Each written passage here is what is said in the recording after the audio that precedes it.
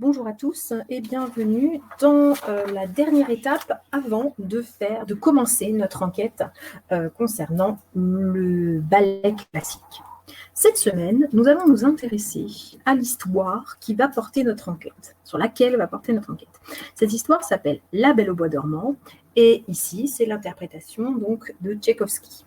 Tchaïkovski qui est un compositeur, d'accord ? Donc, La Belle au bois dormant de Tchaïkovski est un ballet. On avait dit qu'un ballet, c'est un style musical qui est dansé, d'accord ? C'est autour d'une histoire, d'un conte. Et là, le conte, c'est La Belle au bois dormant de Tchaïkovski. Alors, le travail de cette semaine va être très facile. Vous allez devoir, d'abord, soit écouter cette vidéo et puis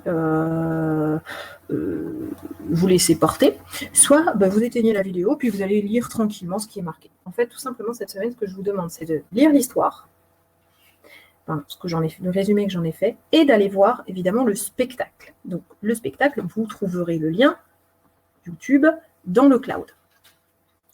Alors, on est parti. Voici l'œuvre de laquelle nous allons parler. L'œuvre s'appelle La Belle au bois dormant et le prologue de cette œuvre, d'accord, donc la première partie, est la suivante. À la cour de Florestan XIV, Catalabute vérifie la liste de tous les invités au baptême de leur fille Aurore. D'accord, donc il y a une petite fille qui naît, d'accord, d'un roi ou d'un seigneur, et des gens sont invités à venir voir le bébé. Les fées viendront danser autour d'elle.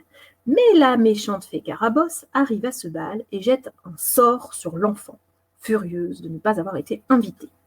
Elle annonce la mort prématurée de l'enfant lorsqu'elle se piquera le doigt sur un fuseau. Mais la fée Lila dit que les forces du bien la préserveront de ce sortilège et chasse la fée Carabosse. D'accord ? Ça, c'est le prologue. On se souvient quand même rapidement qu'au théâtre, les différentes parties de la pièce s'appellent des actes. Et bien là, c'est la même chose. Ce ballet est un ballet en 2 actes, d'accord, en 2 parties. Et puis, la fin du ballet s'appelle l'épilogue, d'accord ? Donc en fait, il y a la fin et en fait, on fait une petite phrase supplémentaire, un petit truc supplémentaire, un peu comme ils se marièrent et vécurent très longtemps ou eurent beaucoup d'enfants. C'est un peu le même principe. Et l'épilogue, c'est la petite cerise sur le gâteau qui nous en apprend un peu plus. Donc je vais vous conter l'acte 1 et acte 2 de La Belle au bois dormant. Acte 1. Alors, vous avez, autant pour moi, vous avez la fiche, vous allez aller imprimer la fiche sur le cloud pour l'avoir et le coller sur une feuille de cours.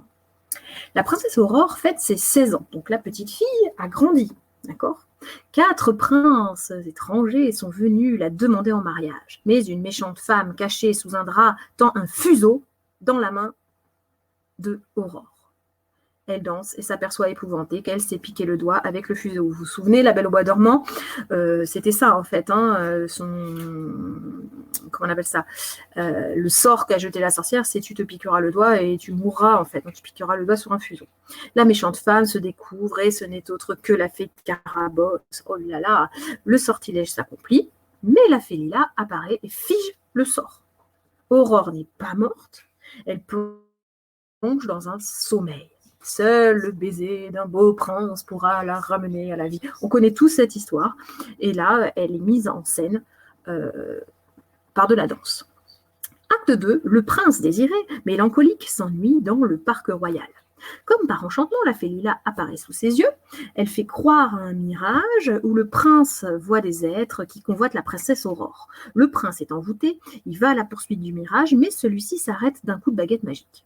Le prince demande à la fée son bateau magique, évidemment, jusqu'au château ensorcelé par la fée Carabosse. En fait, dans la vraie histoire, parce qu'on pense tous à Disney, mais dans la vraie histoire, c'est tout château qui est endormi. D'accord ? La fée Carabosse tente de dissimuler Aurore, mais le prince désiré la voit et l'embrasse. Elle se réveille, Carabosse et sa suite s'enfuient, le royaume se réveille et le prince désiré demande au roi, évidemment, la main de sa fille qui dit Enfin, le prince, le roi dit oui, d'accord? Épilogue, toutes les personnes sont là pour le mariage. Bon, c'est la fête, hein? Donc, on résume. La fée Carabosse n'a pas été invitée à venir se pencher sur le berceau d'Aurore. Elle jette un sort. Ok, tu te piqueras le doigt à 16 ans avec un fuseau et tu vas mourir. La fée Lila contrecarre le sort. Elle fige le sort.